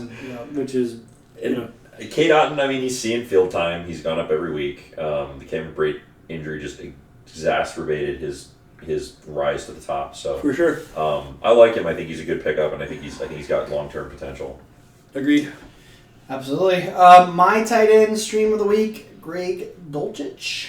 We talked about him actually. I think he was either last week or the week before, but he is going to be a good pickup. They are on bye, so he's only 35% rostered. We talked about people on bye.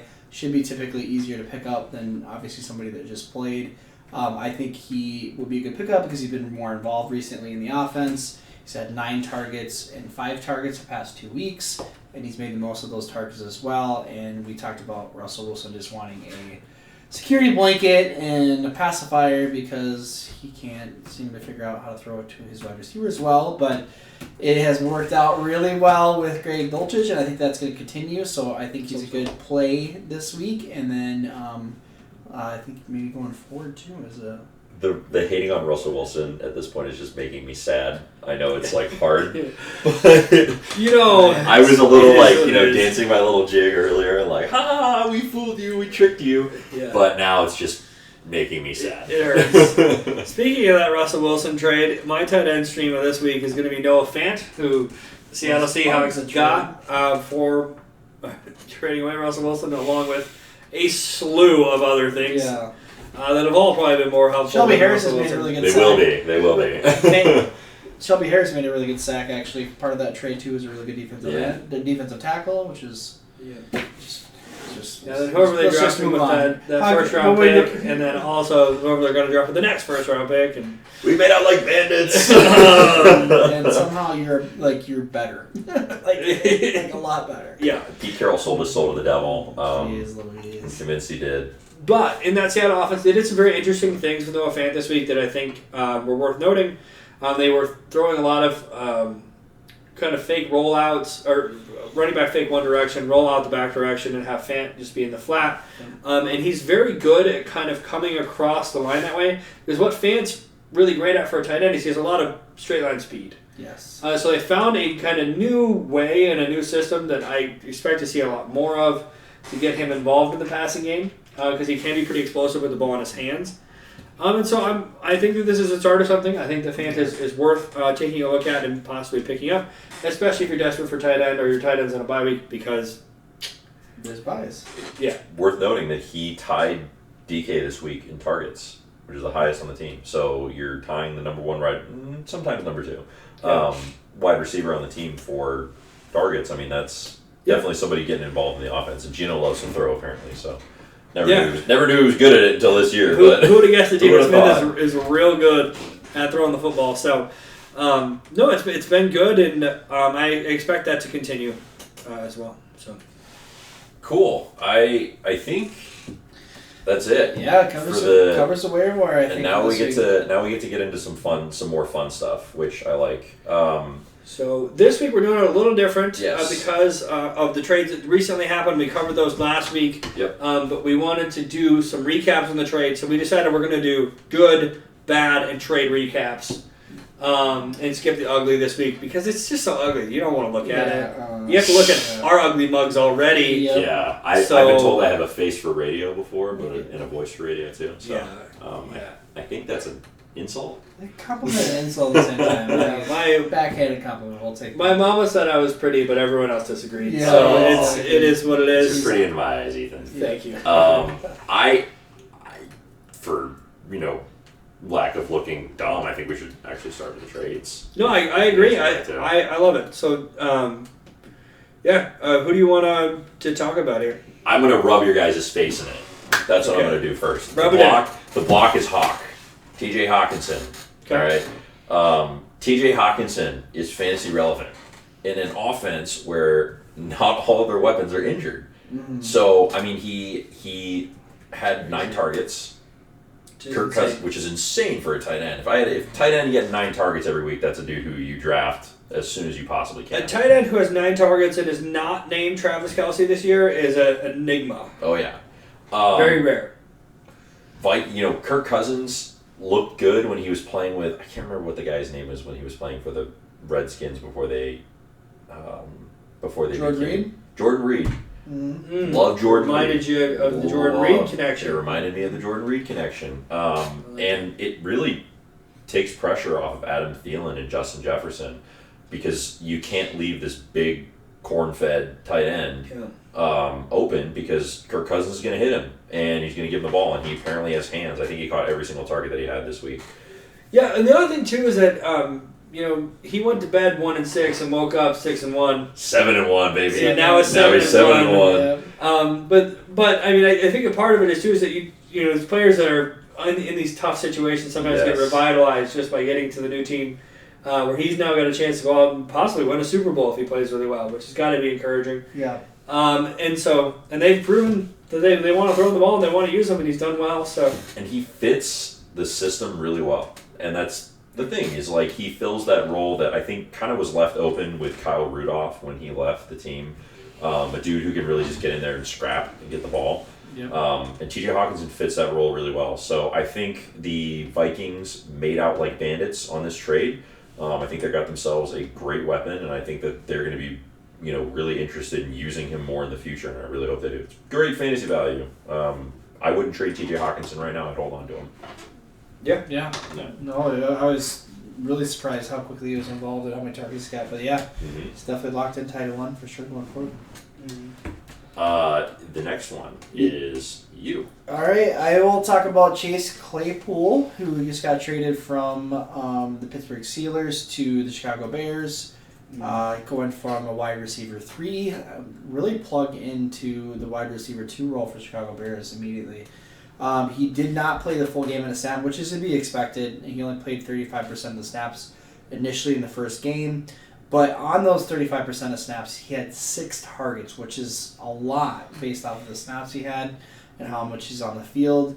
He only did catch 2 of those for 13 yards. But I will highlight that a lot of these targets were deep down the sidelines. There were long bombs that were really 50-50 balls. And Justin Fields really showed a lot of trust into Chase Claypool to try to come down with those. So I think the targets that he's going to have going forward, he's going to be the number 2. Again, we talked about it. Is it going to be a little bit smaller pie when it comes to the amount of passes Justin Fields is going to throw based off of his ability to run. But the targets that Chase Claypool is going to have, he's going to get them. He's going to get the targets, and then they're going to be valuable targets, and they're going to be longer targets down the field. So I think, obviously, not really fantasy productive right away, but going forward, wide receiver 3, probably going forward with a little bit more upside. I think Chase Claypool kind of could really capitalize on a new system and being involved with a new offense that is really looking to find footing, like you were saying. The Bears are really struggling to find their offensive footing and kind of make that transition from a team that's known typically for their defense to a team where they have all these offensive weapons and quarterbacks, and they spend a lot of picks on them. Yeah. And, you know, it's pretty evident from the fact that granted, the Miami Dolphins defense is just like, it's hurting. It's on its last leg. It's, you know, dragging its pants around its ankles uphill. It's hurting. So, but, I mean, they did well. And I think Chase Claypool could really find his place in that offense where it didn't look like he was clicking super well with the Steelers. No. You know? Yeah. Well, and 35% of snaps is nothing. To have 6 targets on that, Yeah, I mean, it's a lot. Absurd. I mean, when he was on the field, they had him out there for a reason. They're looking to throw him the ball. They're looking to get him the ball deep as well, because there's not a lot of people on that team they trust to do that. But they trust Chase Claypool right now, which says a lot. And I do think that he's going to be interesting to watch. And I think he's worth someone that's worth trading for at this point, especially. You know, we don't know what's going to happen with that offense, but if they do continue to throw the ball deep, which they're going to have to at times, They are. because they're going to be behind too. Then Claypool's going to be very interesting. Yeah, I agree. Completely agree. So we talked about this one too much, so I don't want to beat a dead horse here. But I will say it again, and I will say this until I'm blue in the face or until I'm just completely proven wrong and look like an idiot. Kadarius Toney is a potential league winner. You should get him. You should trade for him. You should roster him. You should do what you have to do to get him on your team. Because this is a guy who is in an amazing situation and is an amazing talent. All the off-the-field issues aside. Right? Which Tyreek Hill had a lot of off-field stuff too, and he looked great. It doesn't matter. Andy Reid will make it work. He fixed him. Exactly. Yeah. Mike Tomlin, Andy Reid, the greatest coaches, can take these guys who are quite frankly butts. I'll just call them that, for lack of a better word. Captain Insanos. Yes. The Captain Insanos. And make them work in the system. And if he does that with Kadarius Toney, this is a guy that could legitimately replace Tyreek Hill. And I know we talked about Mecole Hardman was going to do a little bit of replacing Tyreek Hill. And Marquez Valdes-Scantling was going to do a little bit of replacing of Tyreek Hill. But none of those guys had all of the things Tyreek Hill could do. Nope. Right? Mecole Hardman's super fast and shifty, not a great route runner, gets beat by press a lot. Marquez Valdes-Scantling, super fast, not very shifty, drops passes all the time. Kadarius Toney is stupid fast. He is. He's incredibly shifty. He's a great route runner. He doesn't drop passes. He's great with the ball in his hands. He's a freak athlete. Right? He is Absolutely. an amazing wide receiver, and Andy Reid gets to call the plays for him. And that matters a lot. And Pat Mahomes is throwing him the ball, not Daniel Jones. Yeah. That's a pretty big difference. And there's a big difference, guys. Yeah. And he just threw it 68 times, so there's a lot of volume to go around in that offense. And I know there's going to be some other guys that will do some other things, but I genuinely believe if you don't make a move for Kadarius Toney right now, you're making a mistake. I don't disagree with you. I really just, again, it's hard to love again. Yeah, that's my rant. That's my... I like well, it, and the good part is I'm going on a limb here, so you are. Fantasy Playcallers, call me out in the comments below if over the next 2 weeks this does not work out. This might not age well. But we don't play fantasy football to not lose. We play fantasy football to win. This is a guy who might be the guy. In my opinion at the moment, he's in a position to be on the most fantasy winning rosters out of almost anybody else in the NFL. This could turn his career around. Yes. This could turn his career around. He has the talent, and he's finally in the good situation. He's got a chance, which is a lot of what these guys need is they just need a chance. So I completely agree. Yep. And if he's not picked up already, and he's only owned in 52% of leagues. If you're in the 48%, I mean, what are you doing? Go grab him. I have him. Yes. Yes, and I know you each own him in different leagues, and I own him in one league as well. I tried to get him in a bunch, but it didn't work out. But go out and grab him, make the plays and make the trades if you can, because the upside here is as big as it could possibly be. I agree. I agree. I think the upside is there. I think that there's a lot of risk with this too. I do agree with that.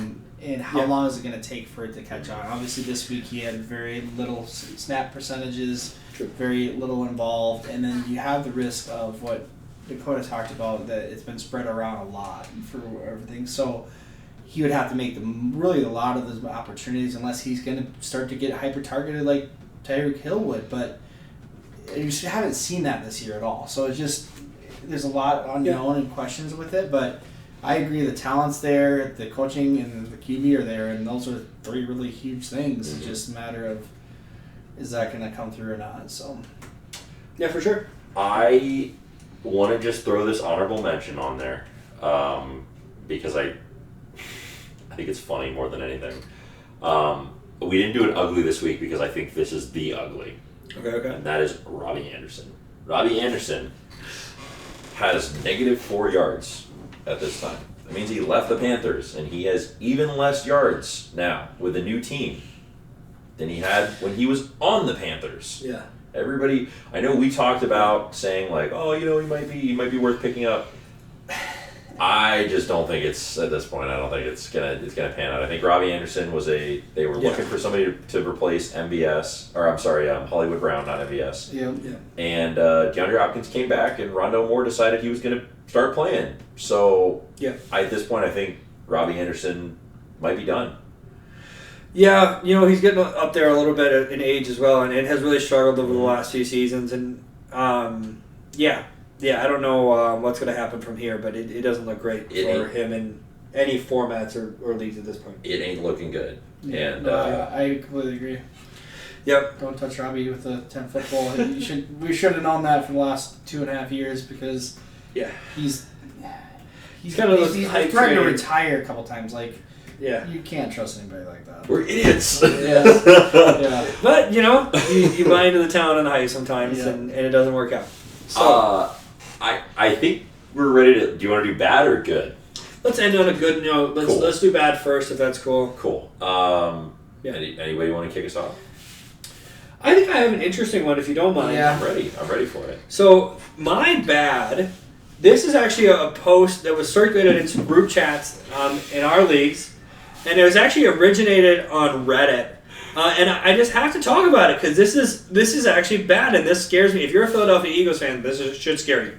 Because what it is this is all of the quarterbacks that the Philadelphia Eagles have beaten since 2021. Okay, so this includes their last year on their big winning streak or whatever that they've been on. Okay, they have beat Matt Ryan, Sam Darnold, Jared Goff, Teddy Bridgewater, Trevor Siemian, Zach Wilson, Mike Glennon / Jake Fromm, Taylor Heineke, primetime Kirk Cousins might be the best one. It was a primetime game, which he's always bad in. He's terrible. As we know, Carson Wentz, Trevor Lawrence when he was playing for Urban Meyer. Okay, not the same thing. Kyler Murray when he has completely been falling apart, playing too much Call of Duty. Cooper Rush, Kenny Pickett, Davis Mills. I mean, they have not, as good as they have been, and don't get me wrong, they're winning, so it's hard to knock them. They look good. But it is a little scary, and to me it's bad when you haven't seen them go out and beat a Josh Allen or a Pat Mahomes. And in their defense this year, they just haven't played him. Mm-hmm. Right? But it does make me wonder, is this the Arizona Cardinals of this year? Where there's all this hype and everything is looking very good, and teams make some adjustments, and then the second half of the season, things don't go quite as well. Which is scary and it is concerning. Yeah. But the teams that they have beat, for the most part, have not been great. So, that's true. But so what side? I guess what are you trying to emphasize? Is more of the team record, or more on fantasy perspective of the offense or the defense? Because I think this says more about their defense than their offense. I was gonna say there's a lot of fantasy relevance on the offensive side of things and the defensive side, because the defense has been one of the best defenses in the league. Mm-hmm. Yeah. So you're saying more on the defense side. I understand the list. I understand where it's coming from. It's all true.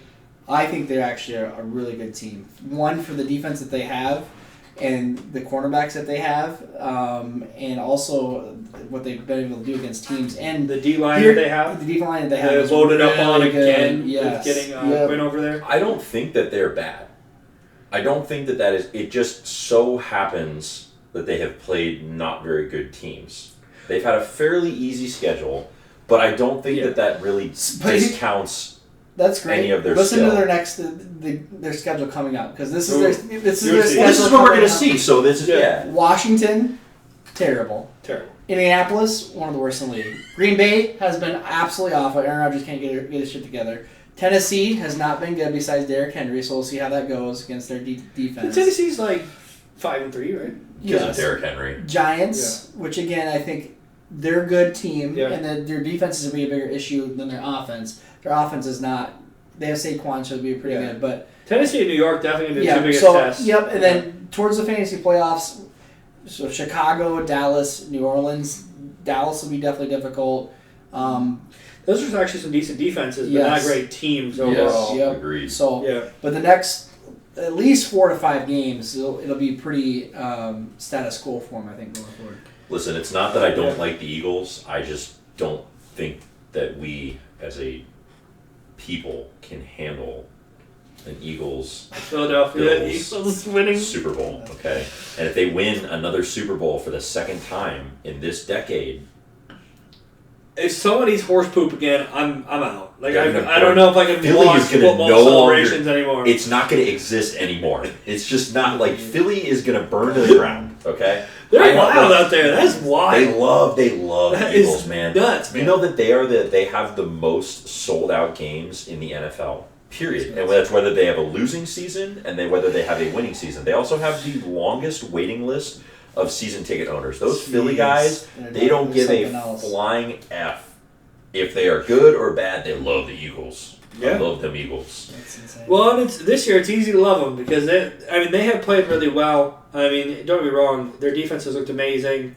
We'll see how it holds up when it really gets tested. Jalen Hurts, AJ Brown have been insane this season. Will be the first. Even Goddard. Yeah. Their weapons are insane. Goddard's amazing. Yeah. Smith had really good spouts. Yeah. He's really getting targeted a lot, but when he does, he's been very effective. He's been averaging 6 targets a game. Okay. So he's been this week he didn't get targeted a lot. Yes, he's kind of fell apart. Their running backs have been doing it. I mean, they've been making it work. Gainwell's been alright. So they're a really good team. I will be the first to admit that I was wrong about Jalen Hurts and A.J. Brown. I will be the first to admit A.J. Brown burned me way too many times when he was on the Tennessee Titans. But it never really dawned on me that it was the Tennessee Titans that were really missing. It was a combination of he had a lot of injuries, especially the Tennessee Titans, what kept him out a lot and really hampered what he's able to do. And he's been healthy this year. And the fact that he's healthy and Jalen Hurts has been looking amazing, and he looks like the real deal. It's not the fact that he's just running the ball; he's pinpointing passes, and he's made some excellent passes, which was my concern coming into the season. And as you know, Eli was a big believer in the offseason. He was. You shut us up quick because of Jalen Hurts' amazing play. Is he the number 1 QB right now? No, I think he's number 4. Number 4. Yep. Yeah, that's unfortunate. Yep. Because he definitely plays as if he was... I remember during draft season it was like, well, Jalen Hurts can't be going that high. He's going as high as Russell Wilson. I can't believe that. I would never take Jalen Hurts over Russell Wilson. People are crazy. Yeah. And boy, does that change. I took Jalen Hurts everywhere or Russell Wilson if I couldn't get Jalen Hurts if somebody got taken beforehand. And unfortunately, I ended up with a few Russell Wilsons in that. Yeah, really hurts. So about half your teams are terrible and half of them are very good. Yeah, exactly. Yeah. But at least you didn't go in on Justin Herbert consistently. Just that one nothing. Hurts. That one really nothing. Hurts. You know what? The other thing about that one, it hurts, and also it's not even that you were wrong. In my opinion, it's that he's really been playing hurt this whole season. Yes. To be honest, Yes. in defense of Justin Herbert, as much as I don't defend Chargers players very often, he has been playing hurt. Yes. So. Hey, why don't I do mine next, Dakota, and I'll lead into yours because I'm going to talk about. I really wanted to talk about offensive lines. Yeah. So there's really been a trend that I've been really noticing and been seeing a lot of on just commentation and just watching the games themselves is that we've talked about this before, that offense has really been down this year, and we've talked about different reasons why, one being defensive schemes. Another really big reason that I have really noticed is the offensive line play has been awful. And we could have a couple indications of how we know that offensive line has been terrible is there's been historically low rush yards per games for a lot of teams. And these are the teams that are actually really struggling right now on offense. And some of the teams that I want to bring up is Tampa Bay, Los Angeles Rams, and the Colts. Those are the top 3 lowest rushing yards per game. As we've talked about this ad nauseum of how bad these offenses have been, and how bad these Hall of Fame quarterbacks have looked. And a lot of that reason is they don't have the rushing game. They can't do the play action pass. They can't open it up. And 2 is that they're not getting a lot of time back there to throw the ball. So they have to have these quick releases, these short passes, and they can't have these longer plays. And it's really affected these offenses. It looked terrible. We talked about the Colts ad nauseum of how bad they've been, and Matt Ryan, how good he is when he doesn't not under pressure compared to when he is under pressure. And two completely different people, right? Yeah, essentially. Yeah, completely different people. So I really want to bring this up, and this is, I think, a really major cause for the ills that they're having, and this is not going to be solved, easily solved. It can have more cohesiveness going forward, but a lot of these are from people leaving. Like Tampa Bay, I know, had a Hall of Fame center that retired. I think they had a guard that I believe went to the Bengals. And he was also a staple. And Los Angeles Rams had Andrew Whitworth that retired and had some changes also there. And Colts, I really can't pinpoint why the Colts have their offensive line where it's at, but it's been bad. It's but been it was so very bad. Good before, we can just tell, like, whether the rushing game or the pass plays, they're getting sacked, they're not getting their rushing yards, and because of this, I think these offenses have been really drawn back and really low. I want to put in perspective too. One last thing, and I'll toss it over to Dakota.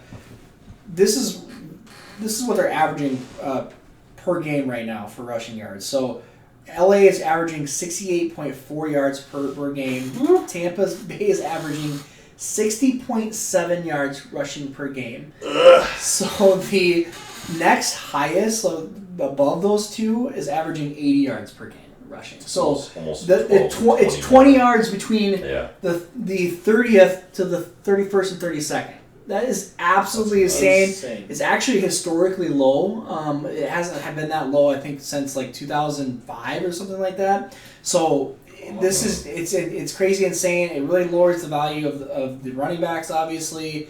It hampers the value of Tom Brady and Matt Stafford, which we've seen, and has really affected these offenses. So I'm going to challenge you with this and see if you can maybe figure this out. I'd be curious to see how many sacks have taken place this year total in the NFL versus how many last year. And I know you can look at StatMuse and see total.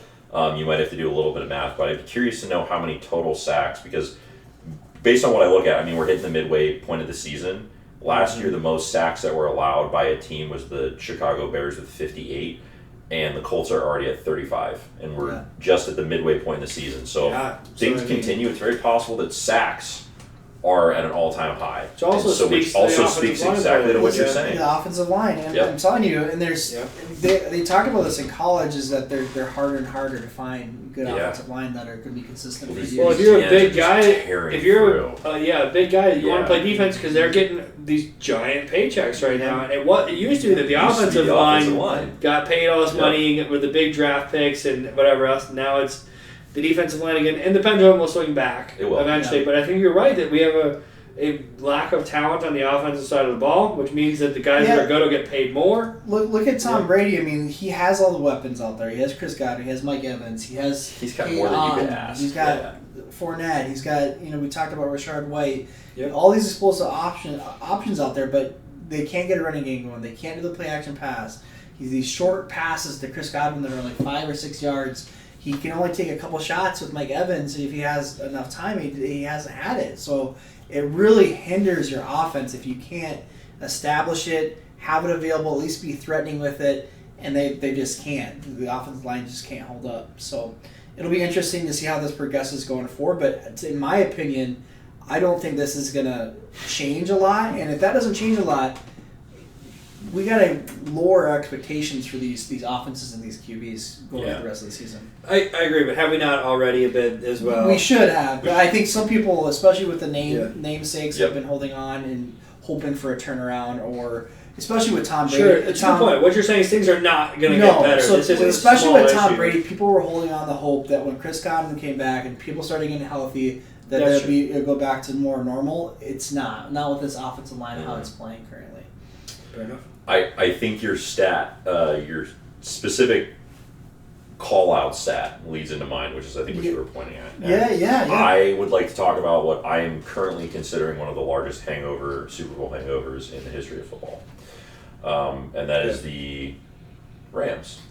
Yes. I almost called them the St. Louis Rams. Yeah, but I got myself there. These teams got to stop changing cities. It's getting weird. Or at least change to not California. They are all literally anywhere else. Located in LA. Yeah. But anyway, come on, Roger Goodell, let's go. Those stadiums are like half away teams, anyways. Like, what's the point of having? Well, a team it's nice though because just like kind of like a sidebar. It's nice to be able to look and see if your team is playing the Rams. And then, take a nice little trip out to LA and be able to afford a ticket against the Rams or the Chargers, and the tickets aren't that expensive. So, there's some wins and losses on that one. But the Rams are crap, right? Yeah, right. I almost said another word, but I'm going to try to be nice because I'm going to say a lot of really bad things about them. Matt Stafford is MVP caliber season last year. Yep. Uh-huh. Terrible this year. He just cannot figure it out. And we really talked about leading into the show, and I think Eli hit the nail on the head with that one. Is the only real change to their roster, other than getting rid of Odell Beckham because he's injured, he probably wouldn't have played anyways, is their offensive line. Yep. They didn't make very many changes to their receiving core, other than getting rid of Robert Woods, but he's not playing very well. Allen Robinson, who theoretically was an upgrade. Theoretically. But apparently he's not. But it's not. But theoretically it was, apparently. Their defense got a tiny bit of a downgrade with losing Von Miller. But they got Bobby Wagner. They signed Bobby Wagner, who his block kick was awesome, by the way. Cool. Great to watch. As a Seahawks fan, I love to watch him do well. Sucks that he plays for the other team. But, I really think the crown jewel, and other than the run game, which I'll talk about in a minute, is the fact that Matt Stafford just hasn't been doing Matt Stafford things. They traded all these first-round picks and all these picks to get Matt Stafford, and he panned out to get them that ring, but he really hasn't done anything else. And I think the stat that speaks the most to it is Matt Stafford had 138 yards. Okay. Of those 138 yards, how many yards do you think went to Cooper Kupp? First off, 138 yards. 138 yards ain't nothing. It ain't nothing. It's atrocious. It's atrocious. The word for that. So bad. That's garbage. Bad. For a guy who people are like, oh, he's a Hall of Fame quarterback. He's going to be a Hall of Fame quarterback. Like if he's a Hall of Fame quarterback, he needs to stop right now. He just needs to say, hey, you know what? I tried. I got my ring. I'm done. Of those 138 yards, Cooper Kupp accounted for all but 30 of them. So you take Cooper Kupp out of the equation, and Matt Stafford is, who's he going to pass to? Who is he looking at? And he's thrown to quite possibly the best wide receiver in football. He is. Cooper Kupp is the best wide receiver in football. Except for maybe Tyreek Hill right now. And he had 138 yards. He had 138 yards, man. In total. It's so bad. And he also has, Tyler Higbee is not bad. He's nothing to sneeze at. They still have, I'm pretty sure that they still have Van Jefferson. Yep. He just came back from injury. And they have Allen Robinson. Robinson has played well. He's they have all these things on their team that can allow them. Darrell Henderson or Darnell? He's Darnell. Is it Darnell? Darnell? Henderson. Okay. Henderson is not. He doesn't have rock hands. He can catch the ball. Yep. And he's healthy. Yep. Their backfield is garbage. They had 68 rushing yards, which Eli hit on earlier. And these guys, they have 3 running backs who can possibly played really well. And Akers was on the field, barely touched the ball. Henderson was on the field, barely touched the ball. Ronnie Rivers was on the field, barely touched the ball. It's almost like Sean McVay is just like, I gave you a taste of what I can do when you give me everything, but you ain't getting any more. Like that was it. That was the show for free. It is a really weird thing, and hopefully they figure it out. But I as you guys are kind of hinting at here, I don't know that things get better. And certainly as a fantasy player, I'm not expecting things to get better. I think the what you can take away for fantasy wise, I think you did a great job explaining, is that you can look at Cooper Kupp, and that's it. And what sucks is they really have a lot of fantasy relevant players. They really have a lot of guys, and they're just none of them are getting any love. Yeah, Higbee just based off of targets, not out of actual production, as because tight ends is so scarce, is not a terrible person to have on your roster. He's a good streamer, but the last 2 weeks he's had 0. He's had like 1 or 2 points. So he's like hit or miss. Like he either gets 5 or 6 targets or nothing. He definitely has the potential to do something. Yeah, the landscape for tight ends is pretty rough. It's the only reason why he's even considered. Yeah, absolutely. It's hard. I don't want to be too bad on the Rams, but like I really like Sean McVay as a coach. Yeah. And it kind of seems like he kind of is like, all right, I did my thing. Like, I honestly, too, for just real quick, I won't wrap up the Rams, is that the running back side of it is just avoid it. Like, don't even... Don't pick up Cam Akers. Don't fall in the trap. I know Cam Akers is coming back. People are excited about it. People were excited about the rookie from the beginning of the year. Kyrie Williams. And Ronnie Rivers. Henderson.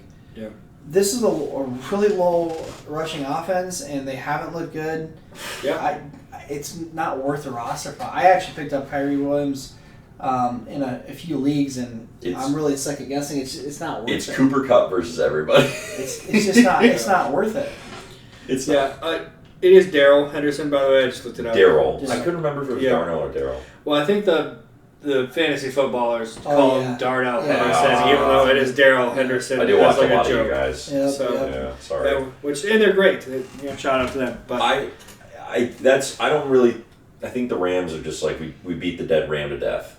At this point, I would like to go into the good if we can. Absolutely.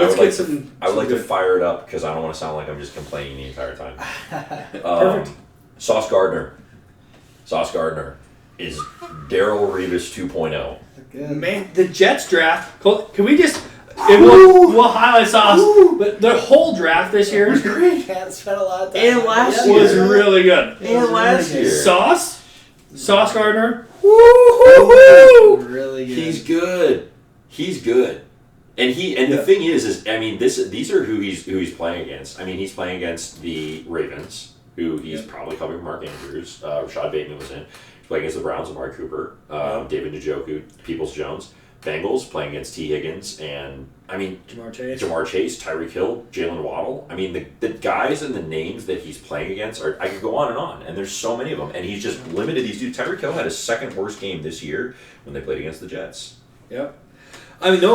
Sauce has been absolutely fantastic. Yes. Fun prospect to look at. I think it's a great point out, and are you going to make the comparison between him and another Jets cornerback who is great? Is he the next Darrell Revis?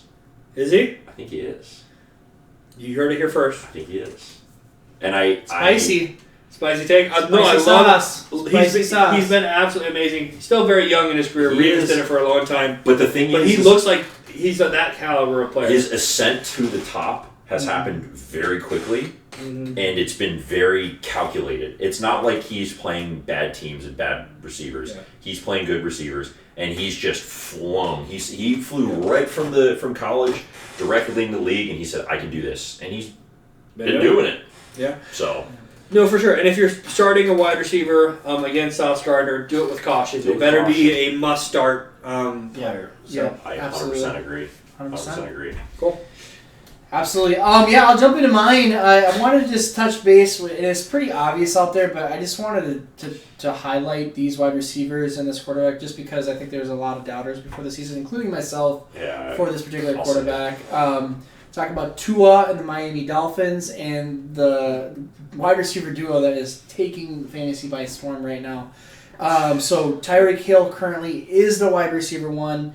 actually by far, and he averages 22.86 points per game as for the wide receiver 1. Jalen Waddle is a wide receiver 6 right now in PPR points per reception leagues at 18.22 points per game, which is nothing to sneeze at. And then Tua's at QB 6 right now for points per game. Again, that's points per game, so that's not overall. He did miss a few games with the concussion situation, but that just shows the explosiveness of this offense. And I think a lot of people, like I said, including myself before the year, did not think Tua could support these wide receivers and their ability to have these huge explosion weeks, especially together. They seem to be able to have wide receiver 1 weeks every week together, which is not something that you usually expect, especially for a quarterback that hasn't had a long track record of supporting multiple wide receivers. So this is just a huge surprise. It's working, and it's not going to go anywhere. And these wide receivers are they're so fast, they're so explosive, and they're such good wide receivers, especially Tyreek Hill, man. He not only is he fast, not only can he get you open, but he goes up and gets balls, and he does everything a wide receiver does. He's not just this, everybody thinks of just strictly his speed, but that's not just his game. He is a complete wide receiver. He is. Absolutely. And he told us early on in the season, he said, Tua is good. Tua is good. And everybody was like, man, you're crazy. Apparently he's not crazy. Yeah. Well, he didn't say Tua is good. He said Tua is more accurate than Pat Mahomes, which also, you compare Tua to Pat Mahomes, that's a different thing. I mean, he's not looking like he looks good. There's been some throws where I feel like he's been bailed out by the wide receivers a few plays going up and get balls. But he, to his credit, I have to say he's made good throws. I think the thing he struggles on is the longer distance accuracy throws. Always seems like he's a little short with them, if that makes sense. It's almost like he doesn't quite have the arm strength. Exactly. But that's the biggest still, thing. But still is a very efficient quarterback. Those wide receivers can do it, man. They're when you have 2 wide receivers that can take a slant, take it 48 yards for a touchdown, it makes your job take it to the hole every time. Absolutely. And they both just look. I mean, they just look so cool. And then for fantasy, like, this is not going anywhere. They've proven that this is going to be consistent and you plug and play, man. Wide receiver 1s the rest of the season. Yeah, and if you drafted them, good job. Good job. Yeah, good job. I was down on them just for the fact I don't like to have to have a quarterback support 2 wide receiver 1s. It's just it's hard. You have to have a special person or have special talents to be able to do that, and he's proven that he can. So I was definitely shootout offense. Yeah, no, absolutely, and they're a fun offense to watch.